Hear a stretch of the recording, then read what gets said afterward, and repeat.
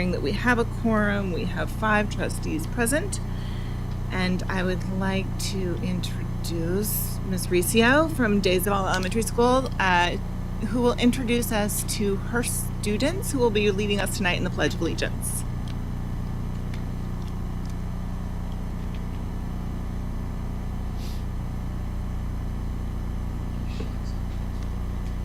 Okay, it works. There we go. So, good evening, Dr. Cardona, Board President, and everybody. This evening, we are very honored to be the first school to be able to say the pledges at your new board room. It's very nice. And so today, just so you know, it was pajama day at school. So these students were in school, but it was PJD. And so I would like to introduce Jillian Pineda, Axel Sanchez, Everly Haynes, and Nia Haynes to say our pledges. All right. So you all are going to stand right here, and you see how the microphone picked it up. Come over here, Nia.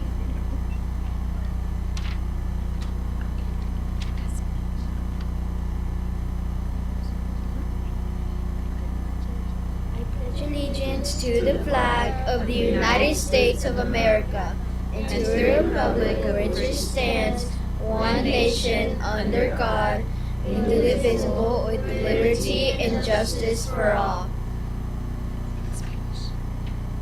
Juro lealtad a la bandera de los Estados Unidos de América y la república que representa una nación ante Dios, indivisible, con libertad y justicia para todos.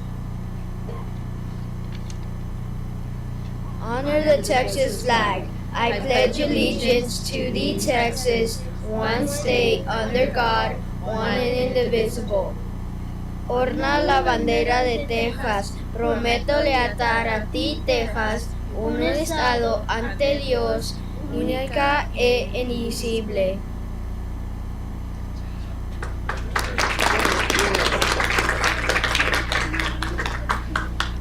Great job, y'all.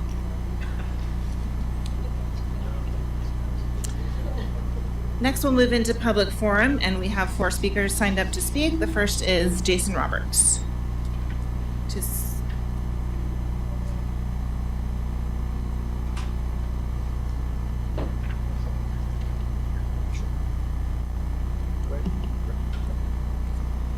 Hello, my name is Jason Roberts. I'm class of 99 Fighting Rattler.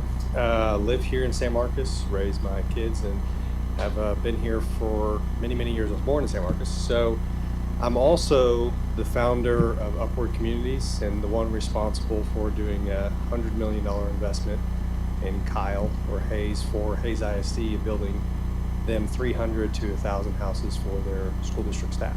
So I was asked to come here tonight to speak to the board by several people after that announcement was made, just to basically tell the school board that I love San Marcos and happy to offer the same thing for you guys, but only if you feel like you have something you need. So just want you guys to know I'm in San Marcos, my door's open, real short and sweet. Just want to let you know that here to do the same thing I'm doing for other districts, but if it's something that you guys feel that is a solution for your staff and the need for you guys.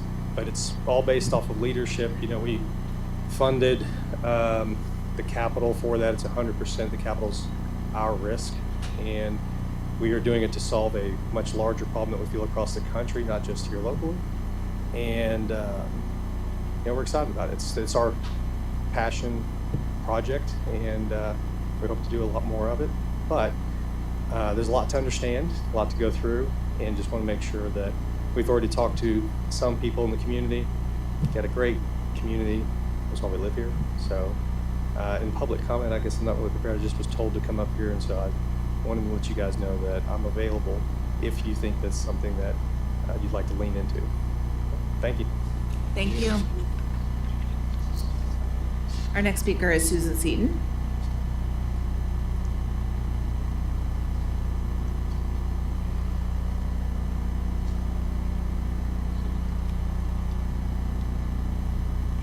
Good evening, board and superintendent and guests. I am Susan Seaton, and I am a 25-year educator in San Marcos, Texas. I want to talk to you about Upward Communities. As you heard Mr. Roberts say, he's from San Marcos and he is willing to partner with us. I know as a member of the Texas State Teachers Association and previously the San Marcos Educators, we've been talking about affordable housing for years. Okay, it's something that we've always wanted to do, and it's something we haven't been able to do. This partnership would allow us to do that. I want to give you a couple of facts. The median home price in San Marcos right now is $384,000. San Marcos is made up of 71% rental, and our occupancy rate is 92.7%. There are not enough houses, there are not enough apartments, and nothing is affordable enough for our employees. And right now, education is under attack. We all know that. We know that funding is not there. We know that raises and per pupil allotments have not been raised since 2019. So how do we as a community support our education professionals? How do we retain the best teachers? And how do we recruit the best new teachers? I believe that Upward Communities is a way to do that. As Mr. Roberts said, the investment is his. The school district partners with him. Also, these are not apartments. I welcome you to let us bring you some pictures and some information because these are actually homes. We have 1, 2, and 3 bedroom houses with yards for our employees, and not just teachers, it's for every employee. And there is no way that they can get that kind of affordable housing anywhere in San Marcos.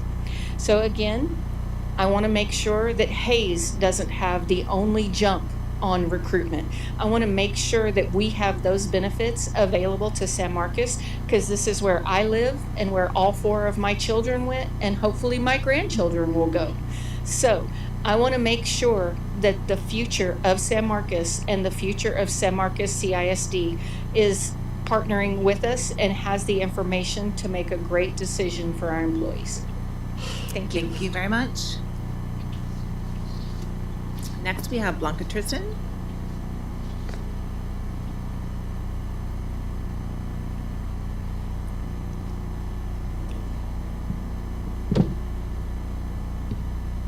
Hello, my name is Blanca Tristan, and I'm a proud Rattler, class of 1993. My son Alejandro is currently enrolled in 7th grade at Goodnight Middle School. My son receives special education services and is in the ACL Alternative Curriculum Learning classroom. I have 3 daughters that graduated from San Marcos High School, and they're all successful professionals. And I'm really happy with the progress that the district has made over the years since they graduated. It's exciting to see the opportunities that the students are given, including the various tracks in health, cosmetology, culinary arts. And I'm here today to ask the school board and as well as the district representatives to give the necessary attention to the special education department. You may or may not be aware, but the special education department is in dire need of support. Currently, there are 9 vacancies listed on the job listings at San Marcos District. My fear is that San Marcos CISD does not, if we don't become competitive with neighboring districts, children like my son will continue to suffer and not make the gains academically to further their education. Hayes District recently posted offering retention incentives for their employees in the SPED department. They're also offering recruitment incentives to be paid in the first paycheck. I believe it is necessary for SMCISD to find the funds to support special education now. I'm asking for immediate attention so that my son and the hundreds of students receiving special education services here at San Marcos get the education they are entitled to.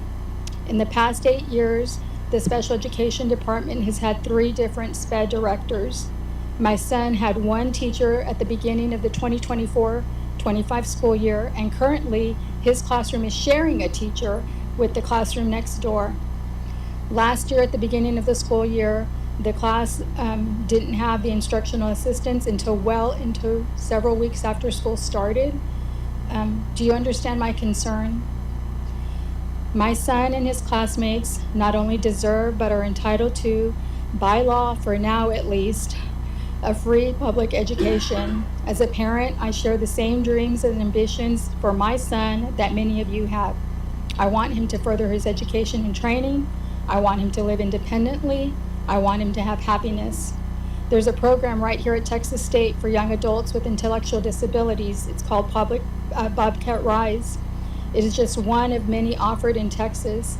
But for our dreams to have a chance to become a reality, we must first find and keep teachers in the classroom for our students now. One way to do this is these incentives for these existing special education educators and the instructional assistants. The assistants are vital to the classroom, so they deserve an incentive as well. Just last week, as I was communicating with Alejandro's teacher, that he was automatically placed in an elective without a choice, without a choice others students receive. When I mentioned to him that Alejandro was, to her, that Alejandro was considering a different election than the one that was selected by his teacher, her response was, unfortunately, we only support PE and art at this point in the ACL with ACL support. Not only is that not acceptable to us, but it is also not in line with the law that ensures that my son has access to other electives.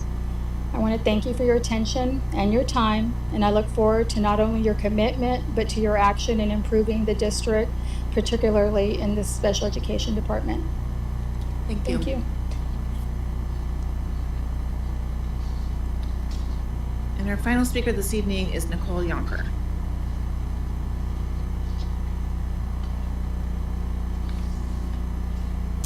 Good evening, President Halsey, Board of Trustees, Dr. Cordona. My name's Nicole Yonker. I'm a second grade teacher at Mendez Elementary. I've been with the district for 20 years. I've lived in San Marcos for more than half my life, and I'm the current president of TSTA, San Marcos Educators. Recently, the district sent out communication to families and staff of FSIM-Site CISD regarding the current political climate surrounding immigration. We were reassured that the district is working to ensure the safety of our students. While the sentiment is appreciated, I feel that the message read a bit vague and left the community with more questions than answers. I work at a campus with a large dual language program that supports families from all over the world. It's honestly beautiful, and I've loved watching the way these students and their families have added to the culture in San Marcos and in our schools.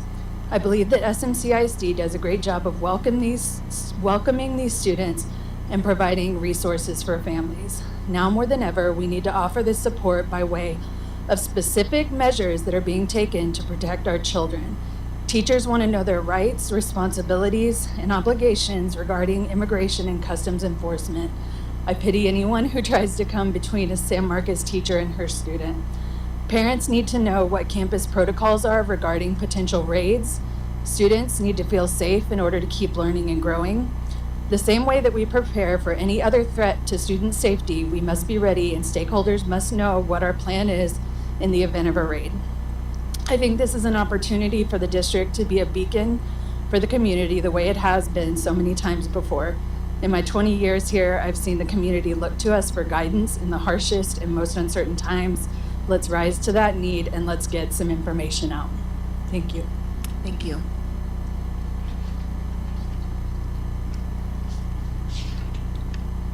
Thanks, everybody. We will now receive the superintendent's report. Dr. Cardona. All right. Good evening, everybody. Is Mr. Odom out there? There's Mr. Odom. As he's bringing in our career technology teachers, just a reminder, we have our boys and young ladies soccer team are playing and are both in contention for playoff spots still. I think the young ladies still are in them. The boys just beat Canyon 7-0 last weekend, and then tomorrow night it's like 55-0 in football, so that's always good.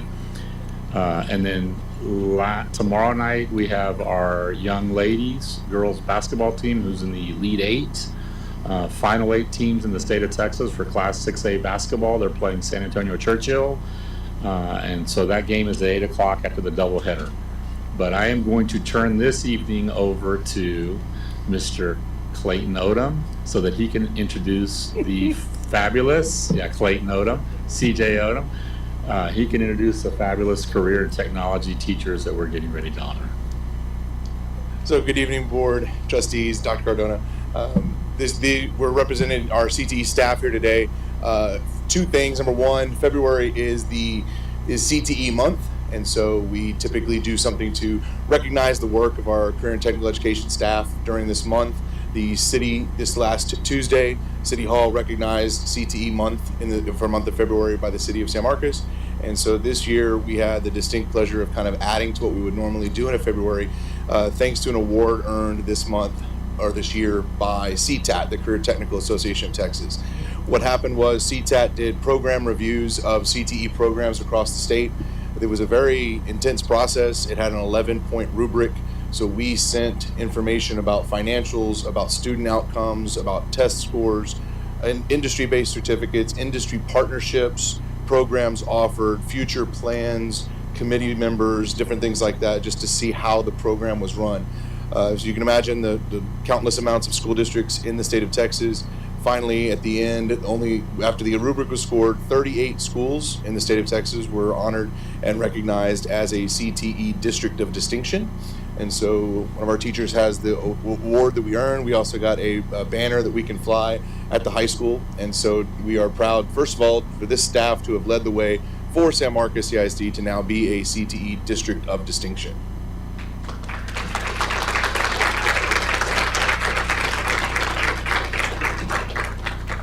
So we brought students in before, and we love doing that, but in this case we thought it was appropriate to bring in as many staff members as we could. 32 members of our San Marcos CISD staff at both Goodnight, Miller, and the high school are a part of making career and technical education happen for our students. We have 21 programs of study that are available at the high school, and for kind of a scale, when you look at a school the size of San Marcos, we are legally obligated to offer 5. And so just the opportunities that we're offering to students because of the work of these folks that you see here is incredible. We actually have 2 umbrella CTE programs at the middle schools, and so some of our middle school teachers are here as well. We're looking to build a 3rd umbrella at the middle schools to again be the premier way that career and college exploration happens for students K through 12. We're very proud of the fact that we have developed that K through 12 CTE program that many of these folks have put a lot of extra work into. Those programs don't work if it wasn't for the off the clock and sometimes on the clock alongside that other thing you're doing on the clock to make that happen, as we take these guys and their programs and their really cool machines and their students down to the elementaries so that those students can see firsthand, hey, here's some opportunities of what you can do in San Marcos in the years to come, how they can bring them to the middle schools and show those middle school students, hey, here's some students that are just like you, they're doing these incredible things, so that they know from an early age, I can do that too. And so we're just very, very proud to recognize the staff members that make this happen, to make us not only a district of distinction, but also to just be a part of the incredible opportunities that we're offering to students. So to our CTE staff, we certainly thank you for your leadership and for all that you do for our students.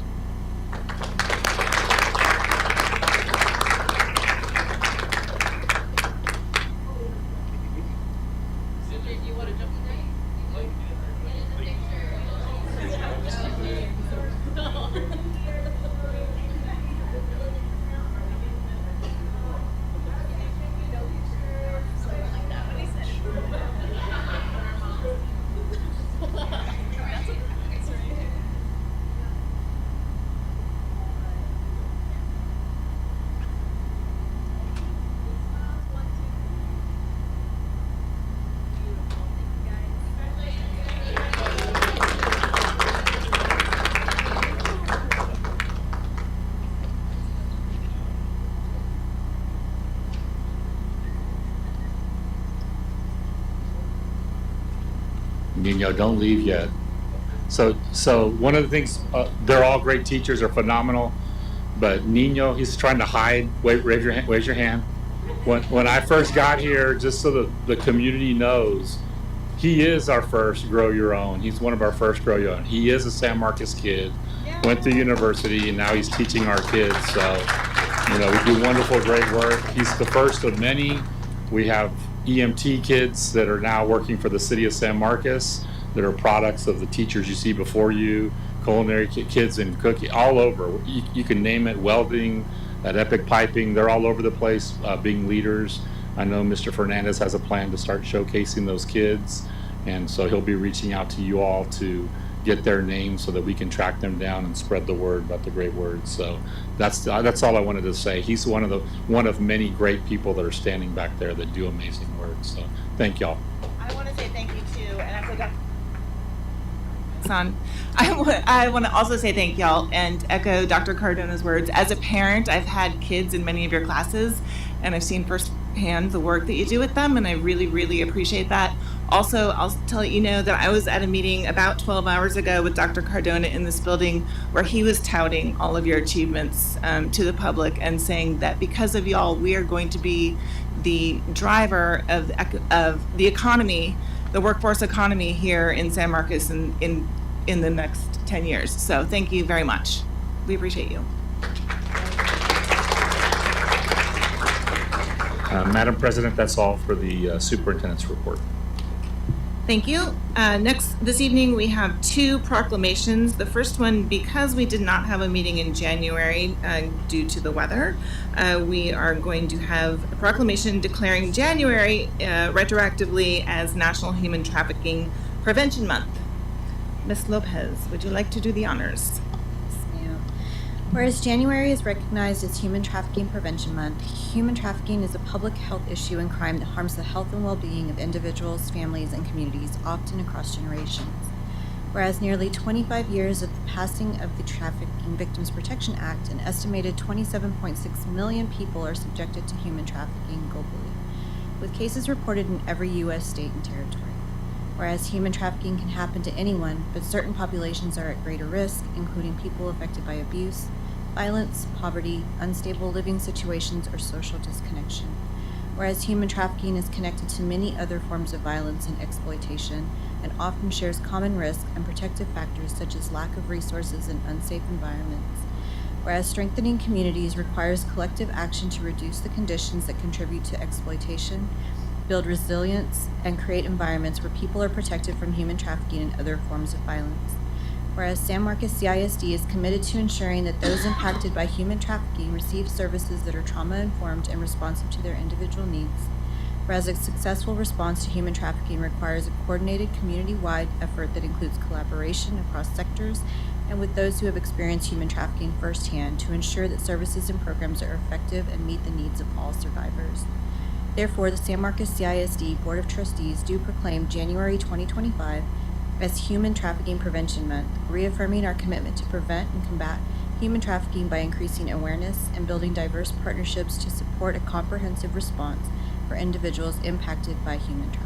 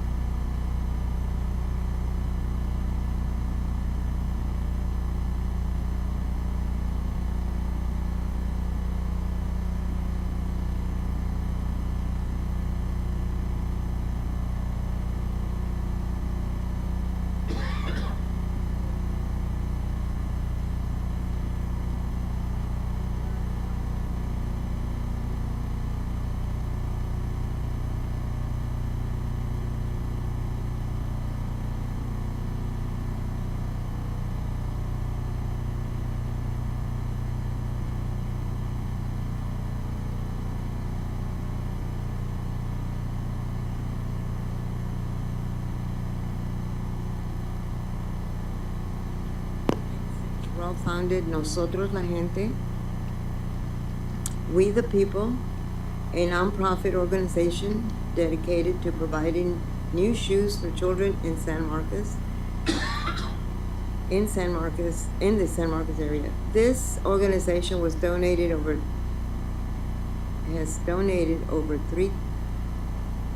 30,000 pairs of shoes, helping more than 1,200 local students annually, assuring that they have resources to succeed in school and life. And whereas Ralph's unwavering commitment to making San Marcos a better place for all will continue to inspire generations to come, and his legacy lives on through the work of Nosotros la Gente and the countless lives he touched. And now, therefore, President Ann Halsey and the CISD board, on behalf of San Marcos State and CIMC board, here proclaim lasting legacy of Rafael Ralph Gonzalez Jr. and extend our deepest gratitude for his years of selfless service, companionship, and leadership. Let it be known that Ralph Gonzalez's memory will forever be etched in the hearts of San Marcos, and his spirit of giving will continue to shine brightly as an example of the power of love, hard work, and community. Thank you very much. Thank you very much. We're gonna, thank you very much, Ms. Biapondo. We're gonna back up and do one award. Yes, so one of our focuses this year has been growing our attendance throughout the district, and we have worked really hard up until November when illness has overtaken us for the last month and a half, but our principals and teachers have been working hard. Dr. Cole, who is our Director of Student Support Services, came up with his team, with Beth Cantu, an idea to have a competition among schools. And so we have been awarding the attendance award. So the latest winner for elementary is at Hernandez Elementary, Ms. Jennifer Gonzalez, if she could come up here. So they're passing this trophy around, so schools, the game is on, and then whoever gets it in May gets to keep it over summer. Her and her team do a phenomenal job of trying to ensure that our kids come in on a daily basis. And so we appreciate the work that they're doing. Mr. Joe Mitchell from Goodnight Middle School could not be here. Goodnight Middle School is the winner. We do have their trophy, and I will walk it across the parking lot tomorrow and deliver it to them. The great thing is we're on campuses, and the bad thing is we're now on campuses, so I get to go in the back way, but it's all good. But they're doing great work. You'll see some reports on attendance later on. And so illness is a big issue right now. Just had a report from II.A. Commissioner this afternoon, and we're fortunate not to have the measles outbreak that's hitting West Texas right now, but it's hitting West Texas bad. So keep healthy, everybody, because it's back and in full force. But again, thank you all to the work y'all do. Congratulations.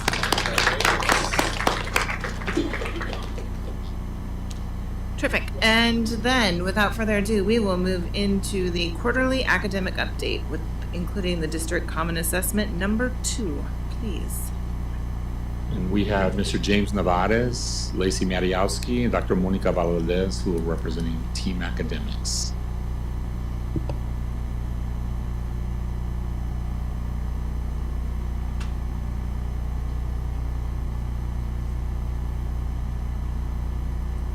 Good evening, Madam President, members of the board, Superintendent Cardona, James Nevarez, Executive Director of Academic Services, joined by Dr. Monica Valadez, our Director of Elementary Curriculum Instruction and Multilingual Education, and Ms. Lacey Oda Mariowski, our Director of Secondary Curriculum Instruction. Today we'll be reviewing a couple of key data points from Quarterly Review 2, including attendance and student performance data on district common assessments.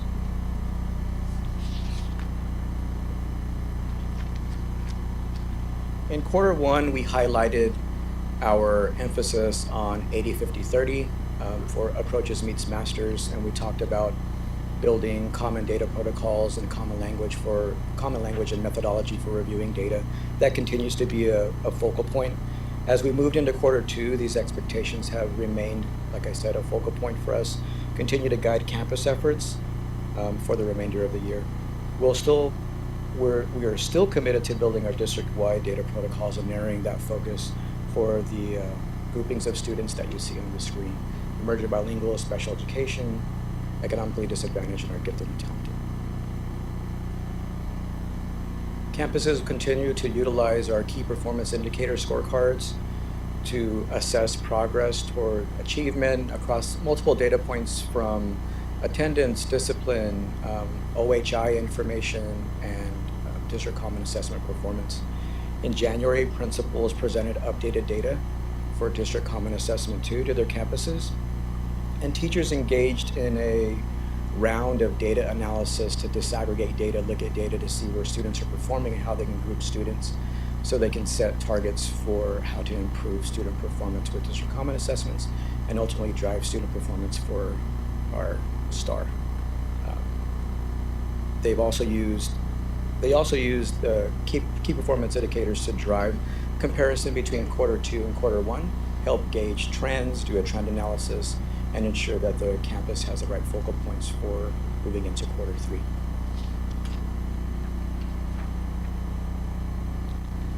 So the first category of data that we'll look at today is attendance, and Dr. Cardona talked about some distinction for specific campuses at Hernandez and Goodnight Middle School having received recognition for their attendance over the last quarter. Over this quarter, Q2, roughly there's been a negative 1 percentage point drop in attendance, and you see that around the November timeframe. Flus were a big contributor to that, COVID. Overall, over the course of the last 3 years, attendance we are still, compared to the last 3 years, are in a more improved state of about 5.3 percentage points above where we've been. So even with that dip in Q2, we're still tracking along great progress over the course of the last couple of years. I'm going to now hand it over to Dr. Valadez and Ms. Mariaski. Sorry, I don't want to interrupt, but can you just explain the sizable dip that happens every year between August and September? Like, what is that? Why is that?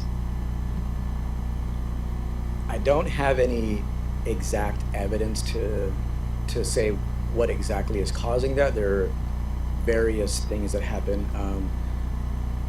We saw the 22-23 year, we're coming out of COVID, we're getting back into the hang of school. Usually around the November, December timeframe, you see an uptick in flu cases and flu-based illnesses. Don't really have a whole lot of data from the 22-23 school year, what you see in the kind of bluish purple color to show that large dip in attendance. No, I think generally we're trending much better, which is great. But I just wonder if maybe the campuses could each go back and look, and maybe there's something anecdotally that they can figure out. It seems like people show up in August and then we lose a chunk of them after Labor Day, right? So if we could figure out where those people are going, that might be. We could definitely do a deeper analysis into that first quarter moving into the second quarter to see if we can get an idea of the type of attendance issues that may be presenting themselves around that time. It just looks like they don't come back, right? So that would be helpful to know. Sure.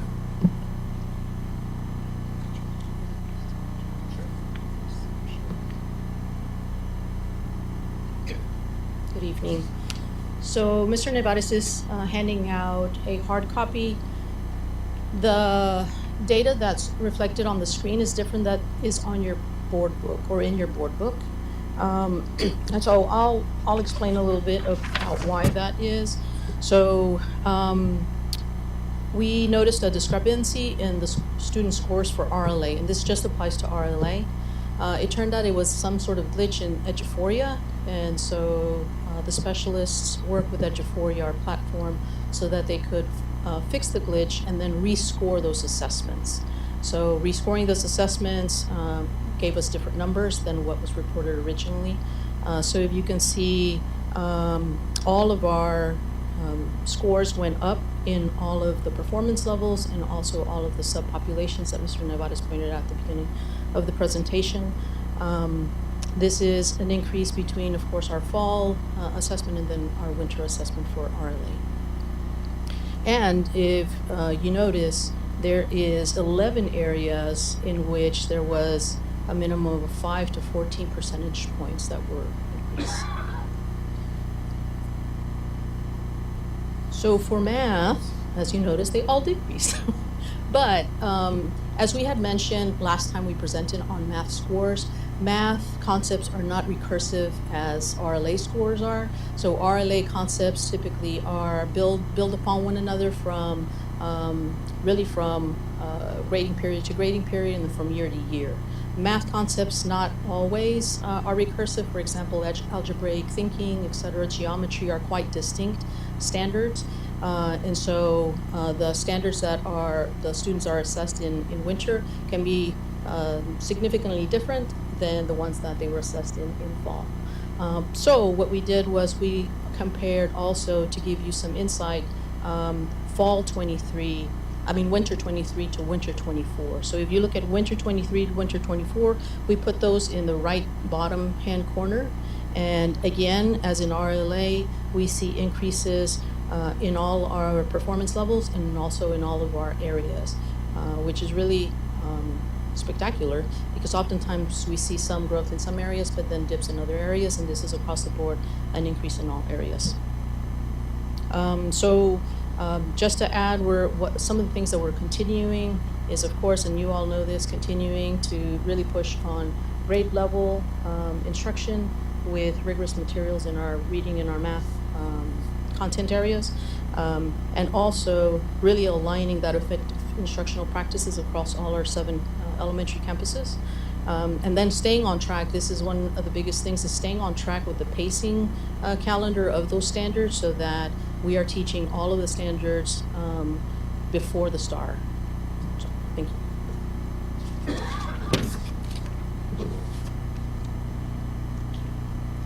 Good evening. So we're going to look at algebra scores, which from quarter 1 to 2 remained relatively static. I met with all 3 secondary campuses back when the data came in, and so a talking point that they wanted me to add that's a little bit deeper than what you see here is, if you saw this by campus, our high schools algebra scores increased from quarter 1 to 2, and they were really proud of that. They put a lot of work into making sure they were following their pacing. They're really pushing to try to get the conceptual thinking more or in balance with procedural, and so they feel like that paid off for them and why they saw some gains from 1 to 2. But in general, between our 3 secondary campuses, you can see the data relatively static from Q1 to 2. Then we go to U.S. history. When you think about our goal of 80, 50, 30, you can see that they are exceeding that just about, and they have given themselves actually a higher goal, that they want to meet the state average, which is 96, 69, and 37. So they feel like they are on track to meet that higher standard since they've already kind of met that first goal of 80, 50, 30. So we're really, really excited that they did that for themselves. Next is some RLA scores, starting with 8th grade. Again, when we dug more deeply into the data, while we saw a few point regression here and there, our teachers really put some emphasis in the second quarter on the revising and editing skills, because again, looking at quarter 1 data, they found that that was something that they weren't emphasizing in balance with the reading and writing. And so they put some emphasis there, and we saw over 10 percentage point gains in those learning standards. So they felt really good about, they found an issue, they applied their solutions, and they saw some results. So as we've been working through this third quarter, we've been making sure that we're not a swinging pendulum, right? We're forgetting the other skills, but that we're balancing between the reading, writing, revising, and editing. And so we're excited to see some results on Q3. At the high school, We were super pumped to see this growth at our English 1 level. We really attribute that to our close working with Dr. Guajardo. She's taken a very focused approach with the department. She meets twice a month with our district RLA specialist, and we really hone in on the data, and we're just constantly monitoring and adjusting. She's so clear and consistently preaching that 80-50-30 goal, staying on pace, having a sense of urgency. We've increased writing opportunities for students with more immediate feedback. So again, we feel like we've identified some things that are working to help us get these double-digit gains. English 2, you'll see we didn't see as much here, as much gains as we did. We are really hoping to see an improvement on our extended constructed responses. The high school campus has a goal for now to have less than 20% of our students scoring a 0 on that extended response, whether it be skipping the writing or just not a full effort. So again, if you were to see the data at a more detailed level of standard, while English 2 went back, they were happy to see that they've made a lot of progress toward that goal of no more than 20% at a 0. And truly, the ultimate goal is nobody at a 0. So they just wanted to kind of point out that finer detail. And then I'll end with biology, who had huge growth from Q1 to Q2. So the state average, just so you know, is 91 at approaches, which you can see they beat, 56 at meets, and 19 at masters.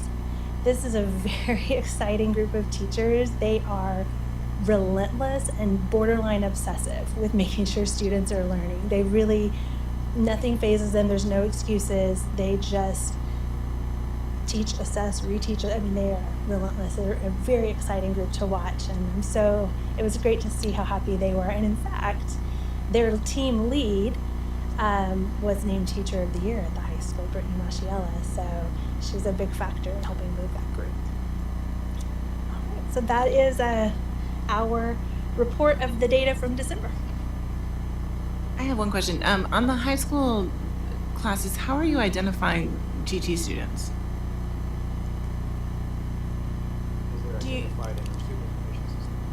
But they're not getting GT services at the high school, most of them. So is that based on carryover from having received GT at an earlier grade?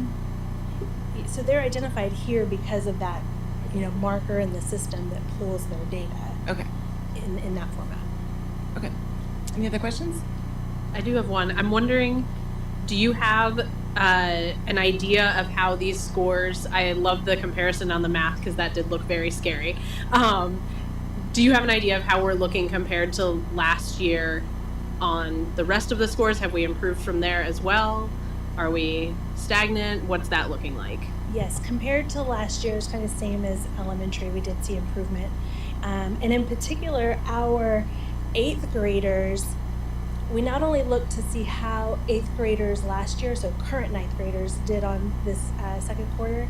Our current 8th graders improved from last year's 8th graders, but we also looked at cohort data.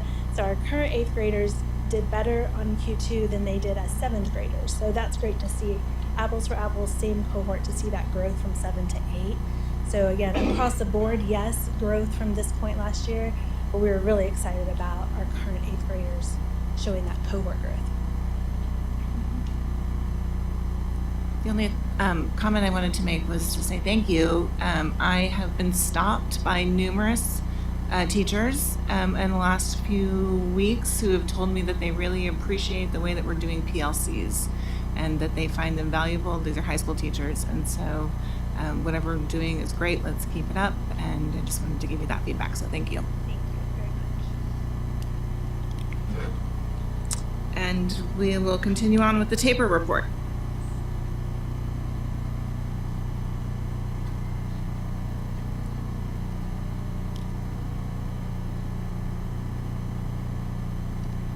Good evening, Board of Trustees, Dr. Cardona, President Halsey. I'm here to present the 23-24 annual report Although we are in February of 2025, this is a report for the 23-24 school year. We have to wait until the TAPR report is released for the prior year, and that did not get released until December. So the information I'm presenting is for the 23-24 school year. So the large majority of this you've already heard in one way or another. There's very little new information here. And as such, I'll be essentially presenting an executive summary. I'm not doing a deep dive into this report. This report in its entirety is over 1,000 pages. It is all already posted on the district website for anyone who would like to view it. And we can also print copies for anyone who would like a physical copy of the report as well. These are the 8 different sections of the district annual report. The TAPR is a large portion of it, but you'll see all 8 sections. And this is housed at smcisd.net/accountability. There's a folder for each of these sections, and you can dive into the district level reports as well as specific campus level reports. TAPR is short for the Texas Academic Performance Report. And the TAPR uses different data that's compiled through our PEIM submissions as well as the student assessment data. Using those 2 data sources, there's a wide variety of information around the student performance, the student growth, different disaggregation of student groups across our EB students. Students receive special ed services. And this is where you will see information where it's broken down even to show the CCMR data. How did kids earn CCMR data, those sorts of things. There's also information about the school and district staff, programs that exist, and then student demographics as well. There's a cover page for each of the TAPR reports. Typically, that's where the accountability information is listed. However, since the accountability for 23-24 is under litigation, the cover reports do not include that information once again. And then these are the other things that you'll typically see on the reports as they are. The sections that are included, if you do not see the years listed, it's for the prior 2 years, so the 23 and the 24 school years. The categories that have the years listed, those are lagging indicators, so they're behind for a reason because it takes so long to get the information. But once again, you'll see star performance for the previous 2 years, school progress, which is looking at student growth. You'll look at bilingual education, STAR participation rates. That is something you have to ensure we have a high enough rate of our students taking STAR. Then attendance, graduation, and dropout are for the 2 years that are lagging. Same thing for our graduate profile and CCMR. And then the student and staff information, that's listed for just the 23-24 school year. So each of the TAPR reports, they are between 25 and 35 pages in length. So once again, it's a very lengthy document. Provides a lot of insight about this student performance at the different campuses. The next section of the annual report is the PEIMS financial report. This is information that has been presented by the finance department through different board meetings. And this is another lagging report. It's the most current is from the 22-23 school year. But for anyone who wants to see the revenue, expenditures, disbursements, tax rates, or fund balance for the district, it's available, as well as by campus. By campus, you can see the expenditures by object, by function, or then program expenditures. So this is a way if someone wants to know, well, how are the schools spending the money? This is the report that tells you exactly that, and it comes straight from PEIMS. So these are available for the 22-23 school year as part of our annual report. The next thing we have is the district accreditation status. This is another one that due to the A through F accountability being under litigation, we have not received an updated accreditation status. Typically, there's 4 different categories that are associated to a campus or to a district. So we are still under our 22-23 accreditation status, which is accredited. Next section is our campus performance objectives. And campus performance objectives are found in our campus improvement plans. And each campus has one as required by Texas Education Code. The campus improvement plan has performance objectives throughout. Those are presented to the board and approved typically early fall semester. And then throughout the year, there are the periodic measures to look at the progress being made. So those teams will meet in October, January, March, and then June to reflect on how is the campus doing in meeting those goals as established. So the CIPs that are posted are actually the ones following that June summative evaluation. So anyone in the public who wants to see how did our schools perform can access those reports to see what was the school's starting performance objectives and then how did they finish the school year and what actions did they take along the way to try to achieve those performance goals. The report on violent or criminal incidents, this is something that would be new information. TEA identifies different incidents that must be reported annually. There are 19 different incident types. I'm not going to read through all of them for you all. But if the number of students per incident is less than 5, the information is masked due to VI.A. So typically this report for us comes back practically blank, which is a very positive thing. So this next slide, you can see San Marcos High School and Miller Middle School both had some incidents that fell under these categories, but once again, it was less than 5, so it's masked through VI.A. Goodnight had 0. So once again, that just speaks to the safety of our school and the safety efforts that are being provided all day, every day with our campuses. The next section is student performance in post-secondary institutions. This is an area where, unfortunately, all of those great CTE programs, it's not reflected. The things we do through CCMR, it's not always reflected here, and that is a frustrating piece. But it's looking at students. This is another one that's very much lagging because it looks at the graduates and then how did they do their very first year in college. So this is looking at the class of 23 and how they did their first year in college, looking at their GPA for the fall of 23, spring of 24, and summer of 24. And this is the report showing for San Marcos High School. You can see that of the 509 graduates, we had 160 that enrolled in either a 4-year or a 2-year public college. You can see the breakdown by GPA type and where they fell. And then we do have students that are not trackable, and that's down in the notes what that means necessarily. It's just the ID associated with that student did not match any of the Texas higher ed institutes. And then not found just means that they were not located in any of the Texas higher ed institutes. These are kids who may have gone straight into the workforce. These are kids who may have moved out of state. This report is generated through the Texas Higher Ed Coordinating Board. So that's why there are so many, why are these kids not included? Well, because it's only looking at a very small population going to 4-year or 2-year public universities and colleges. And to give you some more clarity around this, I pulled 2 high schools that are on our 40 comparison schools for San Marcos High School. So it's a little bit harder to read, but Seguin High School and Judson High School are both on our 40 comparison groups. So you can see how aligned we are with the different schools that are considered our like schools in TEA's eyes.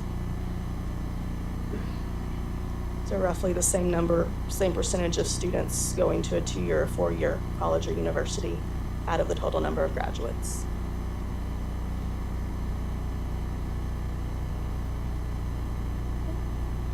The next section is the progress towards our House Bill 3 goals.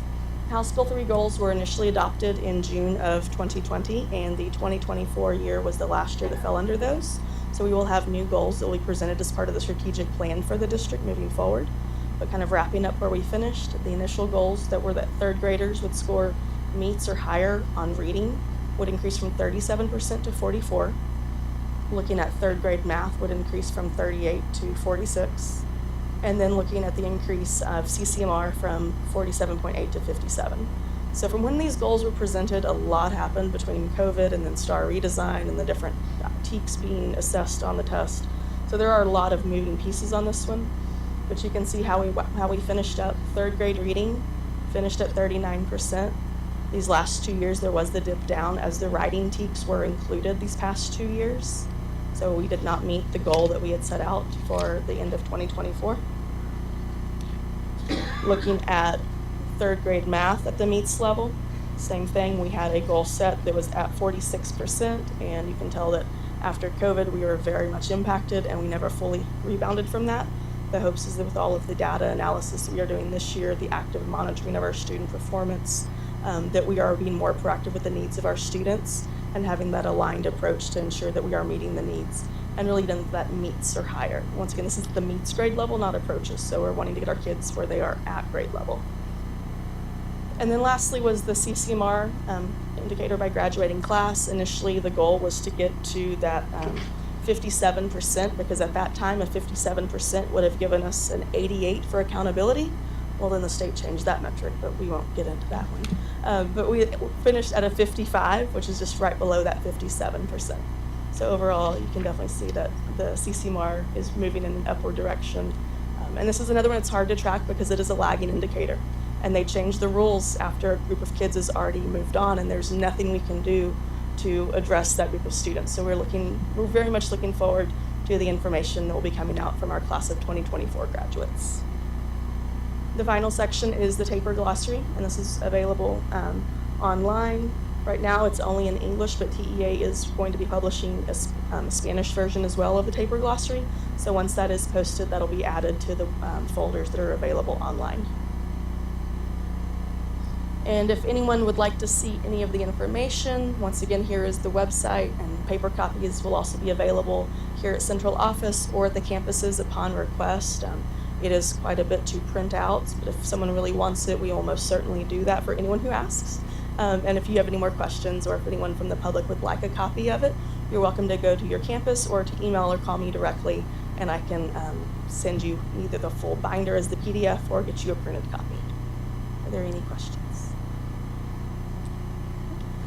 Thank you very much.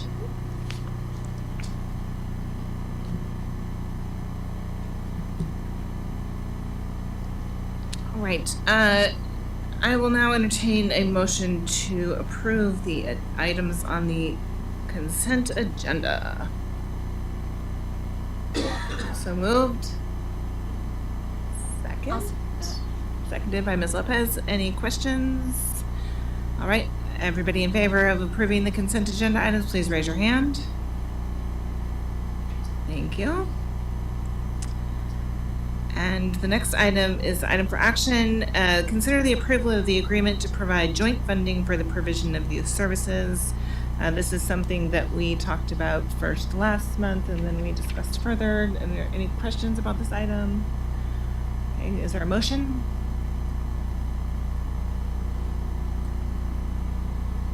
I'll make the motion that we approve the items for action. We're just doing the joint funding. Okay, so just the agreements for joint funding for the provision of services. And the motion is to approve the joint funding services, youth services agreement, and I think that is at the level that was originally presented. That is correct, yes. 20,000 over, it's 5,000 a year. It's what the board had, the other organizations are picking up, that's why. Okay, so we're at the funding that we'd originally committed to. Correct. Without an increase. Correct. Just so they're all clear on that. Okay. Any other questions? All in favor, please raise your hand. Opposed? That motion carries. I am going to move the approval of the budget planning process to the items for action following closed session.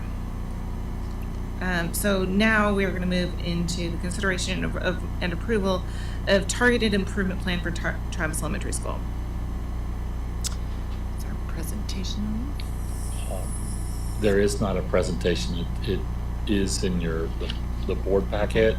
It is something that Mr. Massini is here. If you have any questions, he and his team have been working with Region 13 and with Office of Academics. I've been working with them. We've been really focusing on aggressive monitoring and getting in the classroom, supporting our teachers.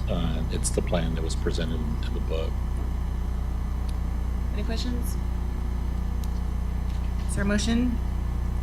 I move that we approve the targeted improvement plan for Travis Elementary School. I'll second. Motion made and seconded. All in favor, please raise your hand. That motion also carries. You guys are making this very simple this evening. All right. Next, we're going to consider the approval of the City of San Marcos electric utility easement at Goodnight Junior High School, which is the new Mendez Elementary School. Or it's actually Mendez Elementary School used to be the junior high school. Mr. Sandoval? Mr. Duval?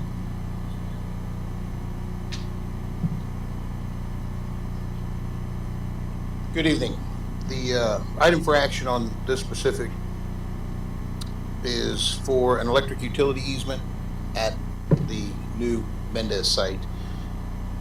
And it's for the City of San Marcos providing the placement, construction, installation, operation, and repair of electric distribution lines and systems consisting of variable number of electric lines, transformers, and necessary structures for that location. So what the city's asking for is simply permission to be able to maintain and do what needs to be done with the installation of those structures. And where on the property is this? I don't know exactly, did they send you a map? There's not a map, it's just the whole property. Wherever they decide to run lines based on the drawings that we provided them, which is in the permitting process right now, they'll take a look. This has nothing to do with the retention pond that they're looking for. Okay. This is just the ability to run utilities into new Mendes. The new Mendes. The new Mendes. Yes. So it's advantageous to us in terms of the building that we're doing on the site. Yes. Yes, ma'am. All right, any questions? Is there a motion? So made by Ms. Villalpando and seconded by Jessica. All right, all in favor, please raise your hand. Opposed? And then consider the approval of the City of San Marcos detention water quality easement access at Days of All Elementary School. That's correct. And again, this is the city asking for permission to gain access to the new detention pond that was built adjacent to the school there to be able to provide, inspect the detention pond, water quality of the facilities, all related equipment, identified with the city approved development permits and related, that would be related to the property. Questions? Motion made by Ms. Kane, seconded by Ms. Lopez. All in favor, please raise your hand. Thank you very much, Mr. Duval. Yes, ma'am. On for action D is consider the approval of the 2025-2026 school calendar. Yes, President Halsey. So this item was in December, and then we asked to bring it back in January, and then obviously we've had all the delays. And so the two questions that came up during that presentation, one question was about aligning our spring break with Texas State, so that is confirmed. The second question was, is Texas State going to push a fall break for next school year? And so they're not looking into a fall break for next school year, but they are looking into a fall break for the 26-27 school year. And so those were the two questions that we had the last time we had this discussion. I can bring up the calendar if you like, or if you have any questions regarding the calendar, I can definitely answer. I just had one question. Were we able to talk to Texas State about aligning our spring break and their spring break with the rest of the I-35 corridor? Yeah, that was, unfortunately we can't do that. UT kind of runs their own system, and that's the feedback we received from Texas State as well. Okay, thank you. We definitely tried. Any other questions? Have we talked to Hayes ISD about aligning, or do they automatically go with UT's plan? Yes, they align with UT. Okay.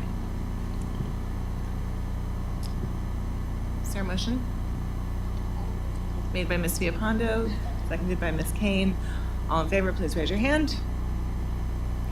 That calendar is approved. Thank you very much.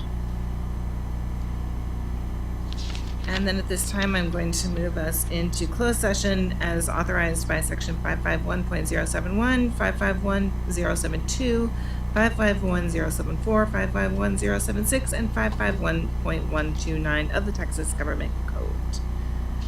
Thank you.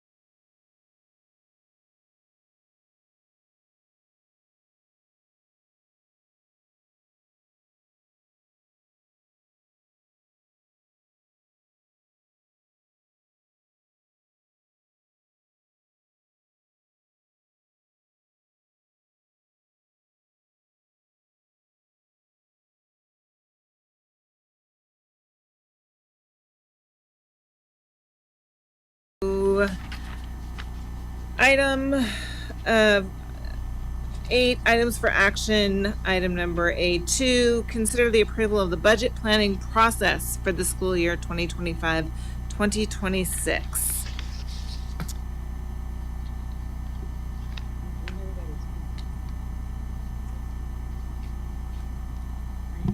Okay, sorry, I didn't know we don't have anything. I think we were just wanting direction. I think we talked the last time about maybe providing a number that you want us to be able to go in and try to find savings for. And then on March, we would present what that would entail to get to that number. Is that what we had discussed the last time? Yeah, go ahead. Thank Do we you, want a motion just for sake of discussion? Yeah, I'll make a motion that we board packet, because in the board packet it gives like Approve a the drafted planning process. language, right? Yeah. Well, I was like saying in the real packet. Hold on, 1 second. In the board book, it has a motion language. I have to find it. No one has a hard copy. I guess I'll make a motion that we direct staff to identify $5 million in potential budget cuts for the upcoming budget. Okay. Is there a second from Ms. Kane? Yeah. Okay. Thank you. Go ahead. Me? So no, well that was, I guess, gonna be my question is, in the board packet, it gave us a range of 5 million to 8 million to direct staff. So if, I guess this is approved tonight, Ms. Garcia, what does that look like moving forward? So far we have done some attritioning out. So we do have some gains already. So the next step is to start meeting with the campuses and go over what other recommendations we can do to reduce the budget deficit to get to that $5 million dollar amount. And then we'll bring that recommendation to y'all in March. And then as well as looking at where we are, you know, in the scheme of everything to see if 5 million is going to be sufficient to be moving forward into the next year, or do we need to look at even more cuts? Questions? So tonight we don't need to, I think there was concern about, do we need to identify particular positions or programs? And we don't need to do that tonight. We're talking with administration and staff and campus leadership about areas where there's natural attrition, because we all want to avoid program cuts and staff losses, if at all possible, I think is the goal. We want to make sure that we are doing everything that we can to protect academic progress and all of our activities and our opportunities that we've talked about tonight that students have access to at San Marcos CISD as best as we can, given the limitations that are upon us with the budget. Is that a fair assessment that we're all in agreement with? And these are the conversations the board has been having with the superintendent and administration of the cabinet for the last couple of months about areas where we might have some ability to streamline operations and to some potential redundancies, or areas that might have been grant funded by money that is no longer available to us, and also looking at places where we can consolidate job duties in some situations. So those conversations will now start happening with campus leadership.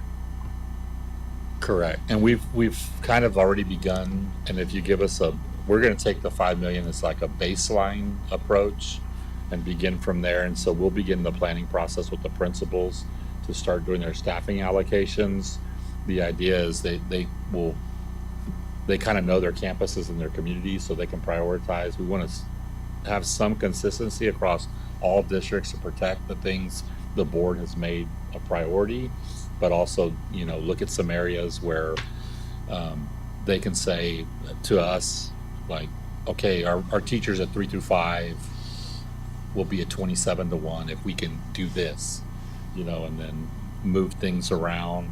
And then I would also suggest, if I think we've been really good at working with us together, that in that March 3rd special meeting that we bring the principals in, and that way the board can ask the principals directly questions, because we will already have had discussions with them. And they're like, when I was talking to Principal X at a certain campus, she's like, I've got 10 budgets, 10 master schedules in my head already. Just give me the direction of what the board is important to the board, and then I can figure out with my team these 10 different schedules to make sure we address academics, number one. But I think if they're in the room, then we will avoid anything leaving the room. We'll all be under the same. So when there's anxiety, and there's going to be anxiety, when there is anxiety from this process, that principals can talk to their staff and say, like, hey, we're having conversations together. This isn't an us versus them. We're trying to do what's best for the district and address academics first, and then protect people. So. Ms. Kane, if you'll indulge me, will you withdraw your second so I can rephrase my motion just so it like captures what I intended to capture? Yes. Okay, cool. All right, so then I'm gonna make a motion that the board approves budget planning process for school year 2025, 2026 that includes a proposed reduction up to $5 million. Second. Okay, any other questions, discussion? Right. All in favor on the proposal to direct the staff to approve the process that includes a budget reduction up to $5 million, please raise your hand. Opposed? That motion carries 5-0. This brings us now to the final item on the evening's agenda, which is to adjourn the meeting. Is there a motion? Don't we have to do this? Did I? Authorizing the sorry, you're right. I skipped ahead. But I'll make that motion. Please do. Go ahead. To authorize. Oh, yes, go ahead. Yes, to authorize the superintendent to send a letter to the city manager of San Marcos requesting an exemption of the assessment, stormwater, utilities, fees against the San Marcos Consolidated Independent School District and matters related thereto. Motion made, seconded. Any conversation? All in favor, please raise your hand. Opposed? Thank you. Now I'll entertain a motion to adjourn. I move we adjourn. Motion made, seconded. All in favor? Thanks, everybody, for staying late. Thank you.